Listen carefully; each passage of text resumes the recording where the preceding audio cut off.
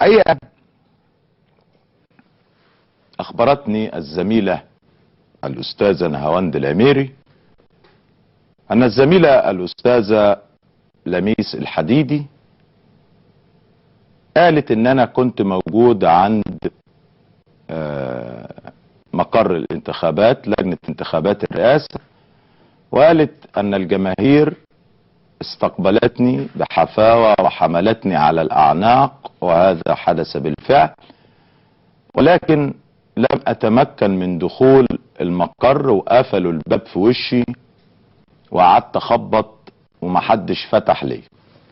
الحقيقة مش الأستاذة لميس الحديدي اللي قالت بس، ده كل المواقع تقريبا وكل الناس تناقلت هذا الخبر. والمتسبب في هذا الخبر هو شخص يدعى حمدي بدين، رتبته في القوات المسلحة لواء، ويعمل قائد للشرطة العسكرية.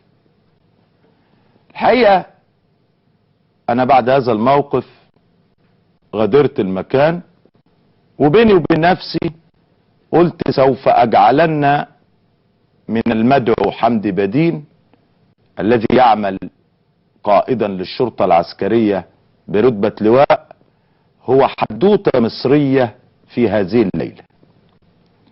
ولكن نظرا لأن لي أصدقاء مشتركين بيني وبينه، منهم السيد اللواء السيد الرفاعي، السيد اللواء حمدي بدين قائد الشرطة العسكرية. مساء الخير يا سيادة اللواء. مساء الخير يا فندم، وازي حضرتك؟ الحمد لله. وانت عارف ايه يعني مدى احترام حضرتك لينا كلنا، واحنا نعلم بوطنيتك وشهامتك ورجوليتك، وعارفين مدى احساسك الوطني وايه سبب مجيئك في الوقت ده من الزحمه وحب الجماهير ليك كلنا، وانا من ضمن الناس المحبين لحضرتك. وانا حاولت اوضح لحضرتك الرؤيه اللي كانت موجوده جوه. اولا احنا بالنسبه لنا انا كلواء او كضابط في القوات المسلحه افتخر بهذا المنصب وافتخر بهذه الوظيفه ان انا ضابط في القوات المسلحه.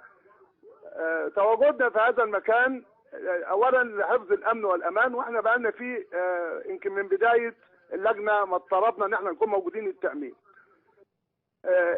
لما سيادتك كلمتني وانا كلمت حضرتك رجعت للسيد رئيس اللجنه العليا للانتخابات سياده اللواء سياده المستشار فاروق سلطان وسياده المستشار حاتم بجاتو. الكلام كان مع سياده المستشار حاتم بجاتو، سيادته كان امر ان اللجنه، ولان الاوامر بفتح وقفل اللجنه بترجع للساده المستشارين، كانت الاوامر ان اللجنه ما فيش حد يخش جوه اللجنه تماما، وجميع الساده الصحفيين اللي كانوا دخلوا وكانوا خرجوا من الباب الثاني نظرا للزحام اللي سيادتك شاهدته. سوء الفهم اللي وصل حضرتك احنا بنكن لحضرتك كل احترام، والدليل على كده ان انا بعت لسيادتك من باب اخر عشان اوضح لسيادتك الرؤيه ضابط وبرتبه كبيره، لقيت كنت سيادتك غضبت. فاذا كان في اختلاف في وجهات النظر فانت المفروض يعني لا ما فيش اي اختلاف ولا حاجه، وانا الحقيقه بشكر حضرتك الست اللواء على هذا التوضيح. بس هو القصه ان استغل هذا الموقف كل من يتعارض معي في الفكر والراي، وبداوا يغنوا على هذا الموضوع. انما حصل خير، يعني ما فيش اي حاجه. ست اللواء يعني انت احد جنود مصر الذين يعملون على امن هذا الوطن، واحنا لازم نقف وراكم بكل ما اوتينا من قوة، فانتم مشاريع لشهداء ونحن ايضا مثلكم مشاريع للشهداء. طب استاذن سيادتك يا دكتور في كلمة واحدة. اتفضل. الكلام ده يوضح ان احنا على مسافة واحدة في لكل الاتجاهات وكل الاطياف وكل السادة المرشحين في الرئاسة، زي مع عهدنا واحنا في انتخابات مجلس الشعب والشورى كنا بنفس هذا الفكر، وهذا هو نفس فكرنا، ليس لنا اتجاه معين.